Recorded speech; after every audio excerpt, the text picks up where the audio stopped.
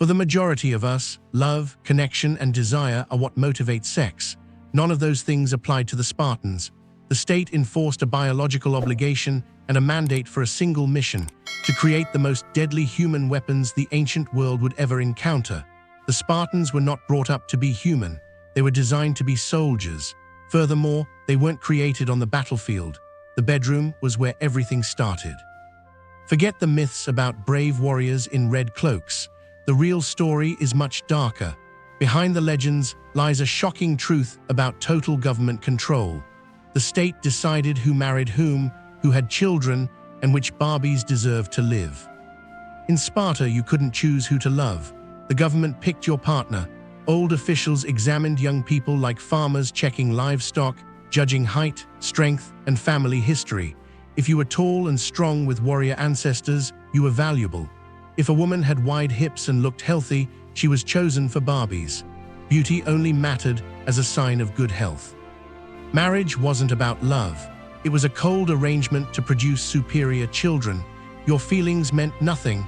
Your body belonged to Sparta. Every citizen's job was strengthening the nation through their bloodline. Women played a twisted role. They weren't seen as wives or mothers, but as vessels for warriors. Their worth came from bearing strong children. Girls trained hard, running and wrestling to prepare their bodies for childbirth. They learned their battlefield was the birthing bed. The system went even further. What if a warrior's wife couldn't conceive? What if another woman was healthier? Sparta allowed a strong warrior to father children with another man's wife. This wasn't adultery, but civic duty. A woman's womb could be loaned to serve the state. Love and loyalty were crushed beneath state eugenics. When a baby was born, it wasn't celebration time. It was a test. The newborn was taken to a hall where old warriors waited. These men examined each infant without emotion. The baby was inspected head to toe. Any flaw could seal its fate. This wasn't cruelty for fun. To Spartans, it was necessary. They were surrounded by enemies and slaves who outnumbered them 10 to 1. Weakness meant danger for the entire state. A frail infant was a threat. The council's decision was final. If the baby passed, it returned to family as a future soldier. But if elders ruled it unfit, the infant was carried to mountain slopes to a place called the deposits. There, the newborn was left to wind, frost, and beasts. To Spartans, this wasn't murder, but returning to nature what nature produced imperfectly. Passing inspection was only the beginning. Parents had to keep creating new bodies for the war machine. Having children was an obligation. They practiced eugenics centuries before the word existed. Men lived from age 7 to 30 in barracks. Husbands sneaked from camp at night to lie briefly with wives, then vanished before sunrise. There was no household life, no affection. The wife was a stranger chosen for her body. Their goal was conception. Once a child was expected, the man returned to the army. The system crushed attachment. Men who refused to marry were punished. During festivals, they were paraded naked through freezing streets, forced to sing mocking songs about their failure. Compassion faded from daily life. Generations learned tenderness was weakness. Mothers handed 7-year-old sons to the state, whispering only, "Return with your shield or on it." At 7 came the agoge, the harshest training ever devised. It shattered children and rebuilt them as warriors. Picture it, you're 7, torn from warmth. Your mother hands you over. Your new family is your training unit. You won't live in a home again until 30. The first lesson was merciless. Comfort is the enemy. Boys slept on beds they made from river reeds torn by hand, one rough tunic for all seasons. Above all, they were always hungry. Rations were intentionally meager. Boys were ordered to make up the difference through theft. In Sparta, stealing wasn't wrong but a lesson. It honed stealth and daring. Boys learned to move like shadows, scavenging like wolves. But getting caught meant merciless flogging, not for theft, but for being foolish enough to get caught. Success justifies everything, failure has no excuse. The agoge branded that lesson into flesh. This manufactured predators, cold and calculating, stripped of ordinary morality. Right and wrong dissolved into one question: did you succeed?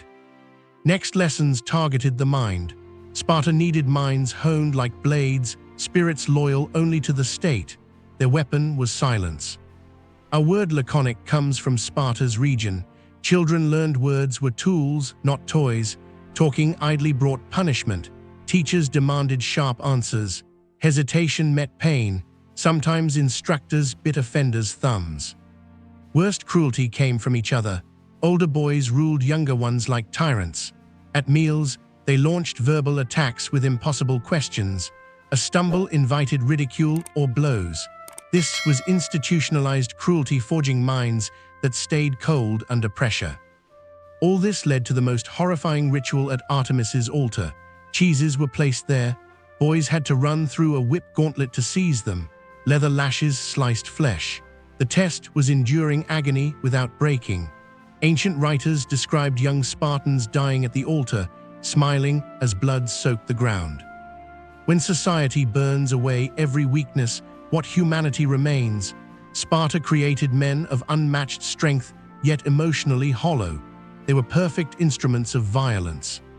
Proof came through the Crypteia, a death squad. Elite graduates were sent into countryside with only a dagger. They hid by day, moved by night, killed without hesitation. Their prey were helots, Sparta's slaves, but only the boldest ones who might rebel. This proved mercy had been erased.